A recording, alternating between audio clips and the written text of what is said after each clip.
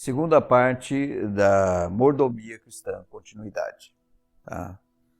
Então, nós vimos e paramos que, no estudo passado, que os dois meios de subsistência da obra de Deus são apenas dois.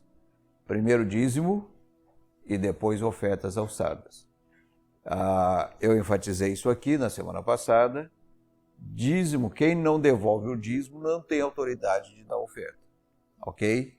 A pessoa só tem autoridade de dar oferta se ele tem sido fiel nos dízimos, ok? Então, aquilo que nós temos que verificar é que Deus abençoa quando nós fazemos do jeito dele, não do nosso. Tá? Então, os únicos meios de suprimento da obra de Deus, estabelecidos pela palavra de Deus, são dízimos primeiro e depois ofertas alçadas. Qualquer outro meio usado para a subsistência da obra de Deus deve ser rejeitado, refutado pela igreja, porque foge àquilo que Deus colocou. E muitas vezes se faz comércio dentro da igreja de Deus. E não é para fazer comércio. Tá? Infelizmente, o meio evangélico em geral tem se voltado para mercadejar a palavra de Deus, usando cada método que só Deus para ter misericórdia. E esse foi o único pecado que Deus combateu de forma até violenta. Né? Ele virou lá as mesas dos cambistas, ele pegou as orralhas de corda, saiu sentando a corda lá em todo mundo, e ele não falou lá, não façais da casa do meu pai casa de negócios. Tá? Então, qualquer sistema em que você está comprando, você não está devolvendo de coração, ele é pecaminoso, é contrário à vontade de Deus, e Deus não abençoa esse sistema. Quero trazer um exemplo a respeito disso da minha igreja de origem. Tá? Lá tinha departamentos de escola dominical, departamento de senhoras, de senhores, de jovens, de adolescentes e assim por diante. Cada departamento da igreja tinha a responsabilidade de fazer um movimento dentro da igreja tinha um certo valor que cada departamento tinha que dar para a igreja.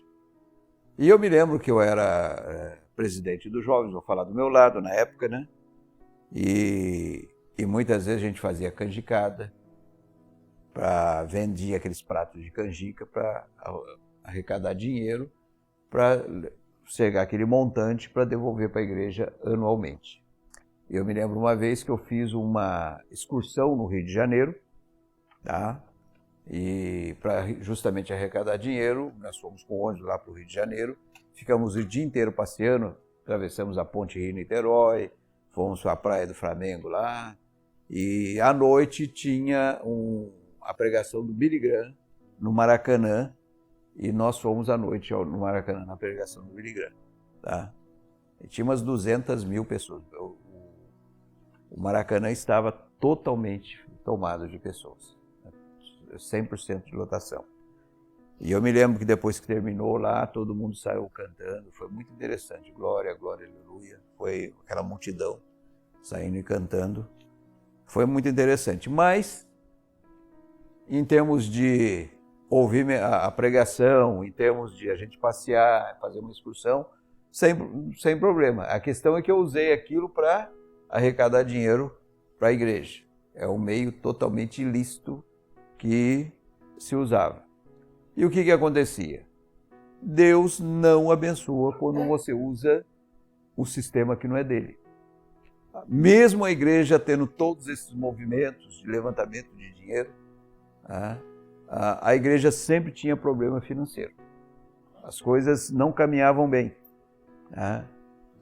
Eu me lembro que muitas vezes atrasava o salário do pastor, não sobrava dinheiro para fazer obras no patrimônio da igreja, tinha a casa pastoral, tinha o templo, e a coisa não ia bem.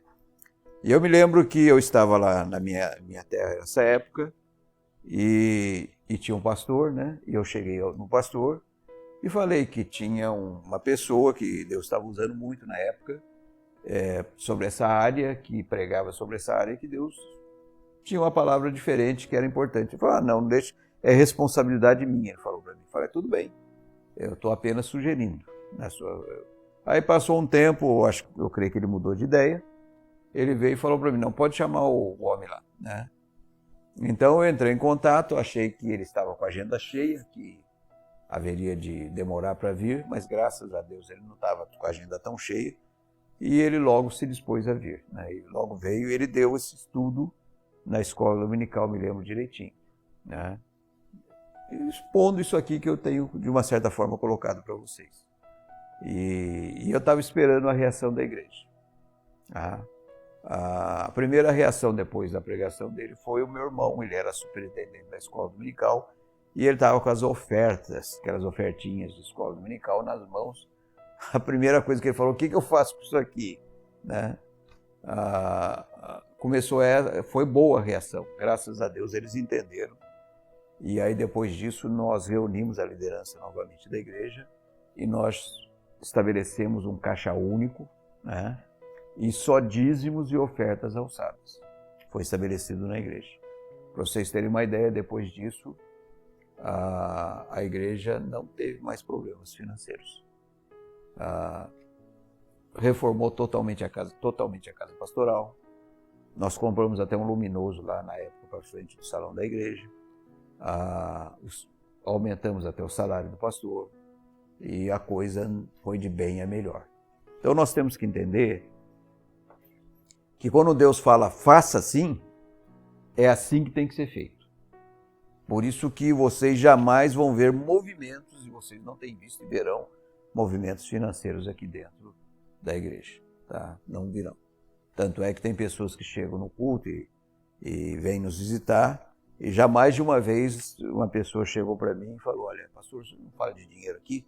Né? Aí eu explico para ele que não é bem por aí, que culto é para adorar a Deus, não é para se falar de dinheiro, e que os membros da igreja sabem das suas responsabilidades diante da palavra de Deus, e é assim que funciona a coisa.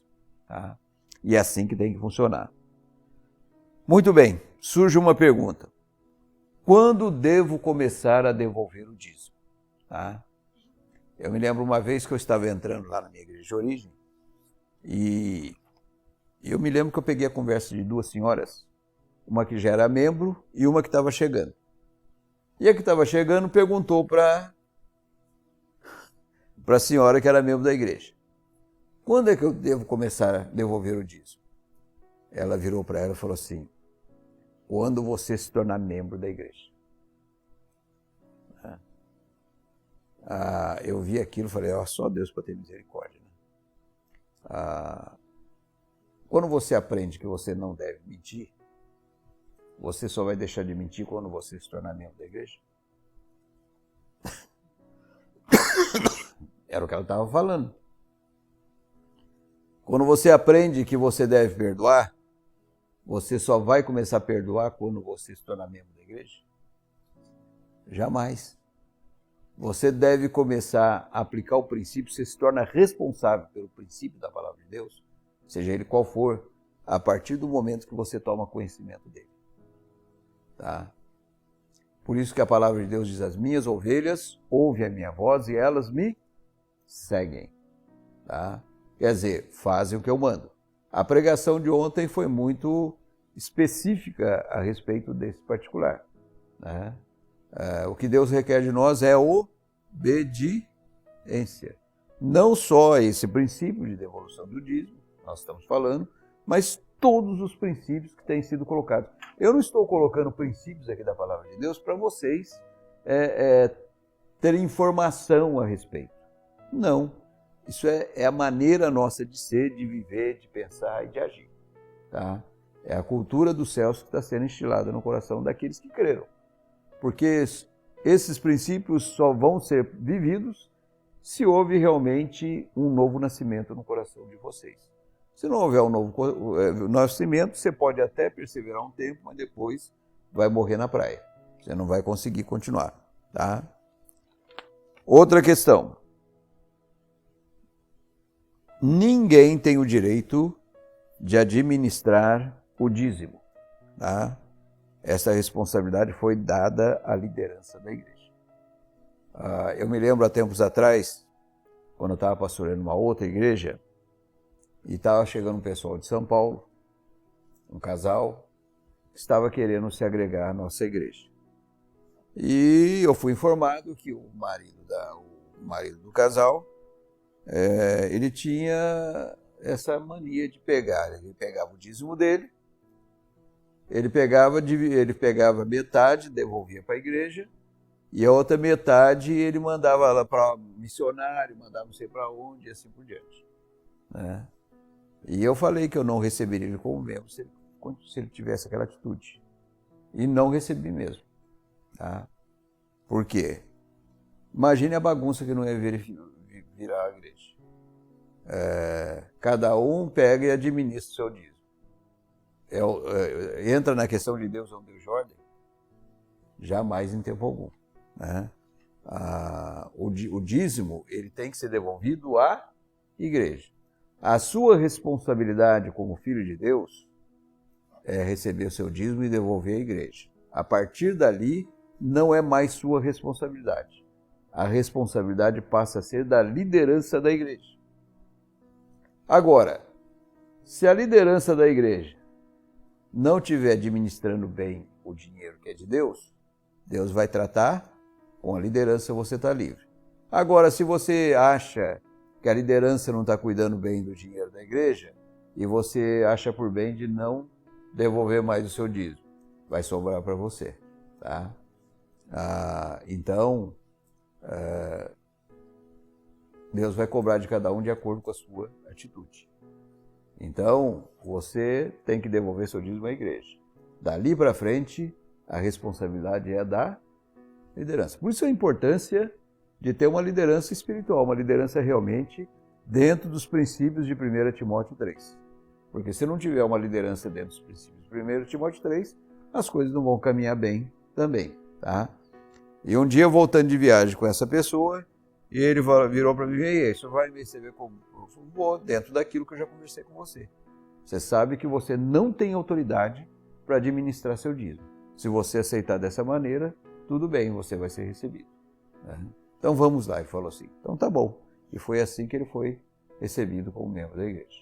Tá? Então, é a mesma história. Se você acha por bem, pegar seu dízimo, vou mandar não sei para onde, a igreja tem responsabilidades. E aí como é que fica? Vira bagunça. Né? E no reino de Deus não pode ter bagunça. E foi a maneira como Deus determinou que a coisa acontecesse. Que isso fosse devolvido para a igreja a qual você pertence. Tá? Por isso que eu sempre oriento. Se você vai mudar de cidade, você já sai com uma carta de recomendação aqui. Enquanto você não se filiar a uma igreja, você continua devolvendo seu dízimo aqui. A hora que você se filiar a uma igreja lá e assumir aquela igreja, é lá que você vai devolver seu dízimo. Não tem nada que ficar mandando para a igreja sua de origem. Ok? Como muitos fazem. Tá? Então, a quem foi dada a responsabilidade de administrar o dízimo? Liderança da igreja. E as ofertas também.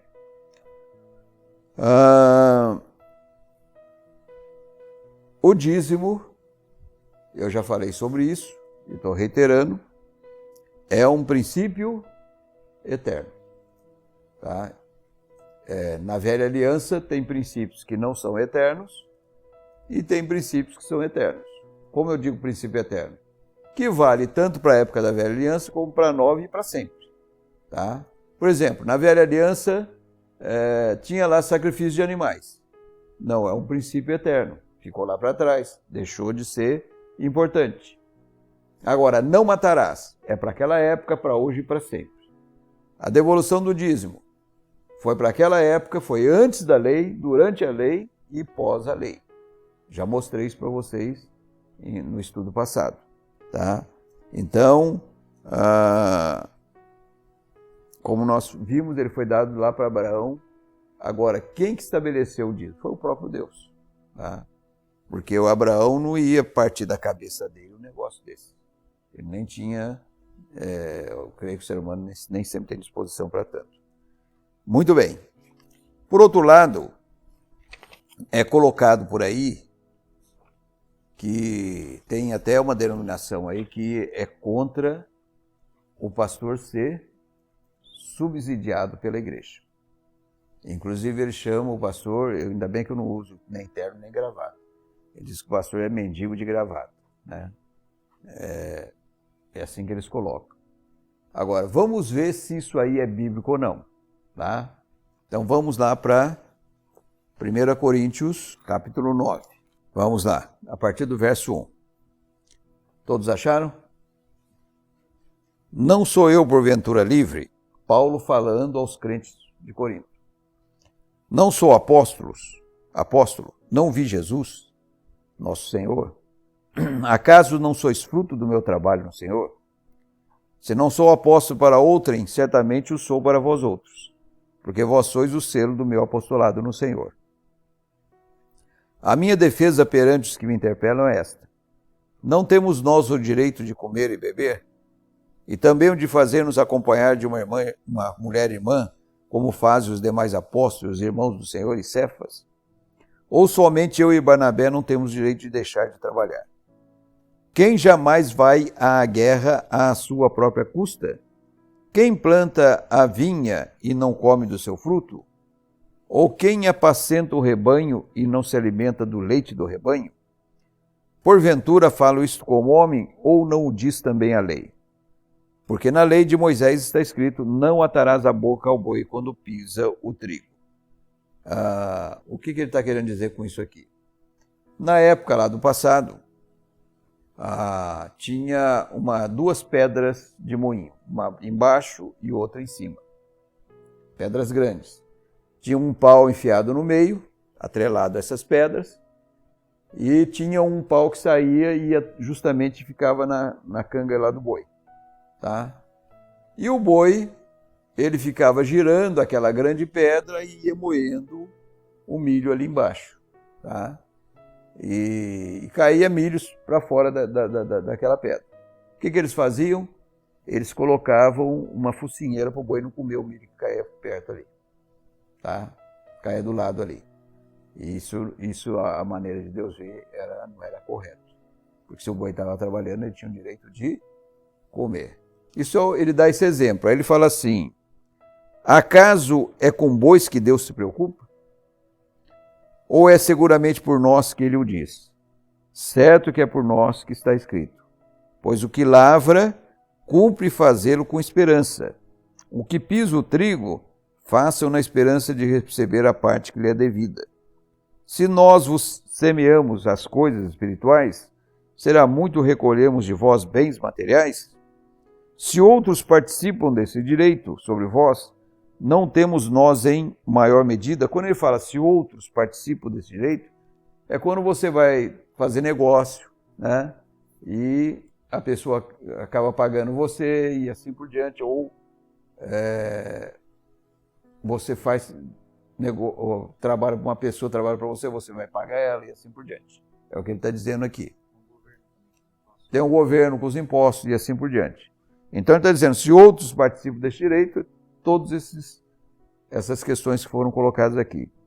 Aí ele fala assim: entretanto, Paulo fazia isso, não usamos desse direito, antes suportamos tudo para não criarmos qualquer obstáculo ao evangelho de Cristo. Aí ele fala: não sabeis vós que os que prestam serviços sagrados do próprio tempo se alimentam? Isso ele estava falando da velha aliança. Os dízimos e as ofertas que eram devolvidos à casa de Deus na velha aliança é para o suprimento dos levitas e sacerdotes que trabalhavam na casa de Deus. Tá? Então eles se alimentam do altar, porque naquela época tinha altar. Tá? E os que servem ao altar, do altar tiram o seu sustento. Aí ele fala assim: assim ordenou também o Senhor. Então, que é uma ordem de Deus. Aos que pregam o evangelho, que vivam do evangelho. Então está muito claro aqui, explícito, para ninguém ter dúvida. Agora, como é que esse pagamento deve ser feito? Tá? Vamos lá em 1 Timóteo, capítulo 5, versos 17 a 18. Devem ser considerados merecedores de dobrados honorários os presbíteros que presidem bem, com especialidade os que se afadigam na palavra e no ensino. Porque a Escritura declara: não amordaces o boi quando pisa o trigo, e ainda o trabalhador é digno do seu salário. Está aqui. A igreja, tendo condições, obviamente, ela deve remunerar bem aqueles que trabalham na igreja, segundo a palavra de Deus. Tá? Não é ficar aí com muquiranagem, como eu já vi, já passei muitas vezes por isso, a ponto de orar para Deus me dar um serviço que eu pudesse suprir com dignidade a minha família, e Deus acabou me ouvindo. Eu falei para Deus: não é por causa do dinheiro que eu estou pregando a tua palavra, né? E Deus me deu durante um bom tempo um bom suprimento, e eu jamais deixei de pregar a palavra de Deus. Tá? Isso porque a igreja se absteve de fazer a coisa da maneira correta. Tá? E uma coisa que eu quero enfatizar, que eu já enfatizei, qualquer igreja que eu trabalho, eu não sou empregado da igreja. Tá? O meu patrão é Deus, eu trabalho para Deus. Porque se eu for trabalhar dependendo daquilo que é o dízimo da igreja, eu vou começar a fazer concessão, né? Aquele que devolve o dízimo melhor, eu vou, na hora de tomar uma atitude errada, na hora de eu ter que agir com ele, eu vou pensar: não, se eu pôr ele para fora, olha só o dízimo que vai embora, né? Não é por aí, jamais. Se eu for pensar desse jeito, já perdi minha visão das coisas de Deus completamente. Tá? Uma frase uma vez bem dentro disso daí, falou assim: aquele que serve a Deus por dinheiro vai servir o diabo por um salário melhor. Justamente, sem sombra de dúvida. Tá? Agora, a igreja tem que entender isso, tá? Que eu não sou empregado da igreja. O meu patrão é Deus, ele que me chamou. Eu tenho sustento que vem da igreja porque eu tenho esse direito segundo o próprio patrão que me chamou, tá? E me comissionou para estar trabalhando com a igreja. Tempos atrás, numa outra igreja que eu pastoreei, eu estava conversando com um grupo, né, e eu falei justamente isso que eu estou falando para vocês aqui. E um deles falou assim: mas não somos nós que damos o dízimo, né? Eu peguei, você ensina, é fácil você cobrar as coisas. Eu virei para ele e falei assim: mas dinheiro de dízimo é dinheiro de quem? Ele falou: de Deus. Ele sabia onde eu ia chegar. Eu falei: então, eu não sou pago com o seu dinheiro. Eu sou pago com o dinheiro de Deus. Então, meu patrão é Deus. E se você é infiel e não devolve o dízimo, saiba você que a comida vem para mim mesmo do mesmo jeito, porque ele vai me mandar a comida para mim mesmo do mesmo jeito. Tá? Eu já tive que exercer disciplina de uma pessoa em outra igreja, que ela dava um dízimo substancial, mas um dízimo para ninguém botar defeito. Tá? Na época, R$4.000 era dinheiro. E nem por isso eu deixei de exercer, quando necessário, disciplina sobre a vida. Eu não estava dependendo do dinheiro dele. Se eu for dependendo do dinheiro dele, eu ia fazer o que com ele? Eu ia mandar ele para fora da igreja? Mandar porque era necessário? Não, de maneira nenhuma eu faria isso. Tá? Então, a questão é a seguinte: o verdadeiro pastor, o verdadeiro homem de Deus, não depende do homem para sua subsistência, ele depende de Deus. É assim que ele tem que ver as coisas, porque quando ele for necessário ele agir com esse ou com aquele, ele não vai pensar duas vezes em fazer o que Deus quer que ele faça. Independentemente se aquela pessoa é dizimista forte ou não estou interessado com o dinheiro dele. Estou interessado na atitude dele segundo o padrão de Deus. Isso é que importa. Tá? E, inclusive, na devolução do dízimo dele. Tá? Em todos os aspectos daquilo que nós temos aprendido, sermos fiéis ao nosso Deus. Não é ser fiel ao pastor, é ser fiel ao nosso Deus. Ser fiel a Deus. Eu ajo ou deixo de agir porque eu temo ao meu Deus. Eu ajo segundo o padrão de Deus. Tá? Então, eu jamais me sentirei, porque igreja, o pastorado não é uma profissão. Pastorado é uma vocação. Tá? É um chamado de Deus. Eu estou aqui fazendo a vontade de Deus. Agora, a igreja, óbvio, ela tem que amar o seu líder, como a Bíblia mesmo exorta a fazer isso, e ter todo o cuidado com ele, porque é o que Paulo dizia. Vocês me devem até a própria vida. Né? Ele chegava a falar isso para os crentes lá da igreja de Corinto. Pergunto para vocês, qual o salário que paga a salvação de uma vida? Tem dinheiro que paga isso? Porque a Bíblia diz que uma alma vale mais do que o mundo inteiro. Quer dizer, o trabalho que nós fazemos é um trabalho impagável. Não tem como pagar. Tá? Agora, a igreja, por amor, por consideração, ela tem que fazer isso com carinho e ter esse cuidado com a vida do pastor, para que ele tenha, desde que a igreja, obviamente, tenha condição para tanto. Porque se a igreja não tem condição, Deus vai suprir de outra maneira. Ele sempre supre. Sempre vai suprir. É o que eu falei para o rapaz, não depende do seu dízimo. E outro, o dízimo é dinheiro de Deus. Então, não sou pago com o seu dinheiro. Sou pago com o dinheiro de Deus. Ok?